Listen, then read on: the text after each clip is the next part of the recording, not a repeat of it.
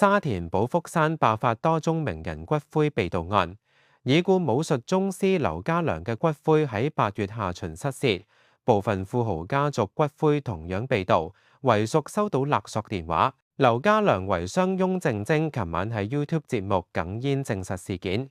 佢表示8月收到寶福山職員來電，話劉家良骨灰被盜，當時仲以為係詐騙電話，因為並冇貴重陪葬品。警方聯絡翁靜晶之後，向佢講述收到盜墓者傳嚟嘅骨灰盒照片。警方打開劉家良嘅15格龕位，發現2個大骨灰箱已經被盜走，只係剩低經皮同長刊。翁靜晶透露，封碑嘅時候曾經留下一張俾盜墓者嘅字條，冇諗到真係有人嚟盜墓，連字條亦都被盜走。佢相信賊人有3個人或以上，因為墓碑好大好重，賊人罵走玻璃膠，扭開螺絲盜墓之後重新上膠掩飾，外觀睇起上嚟並冇異樣。翁靜晶強調絕不支付贖金，唔會助長匪徒，並且懷疑事件同柬埔寨詐騙集團有關。寶福山回應已經即時報警，現正配合警方調查。警方有組織罪案及三合會調查科正係跟進案件，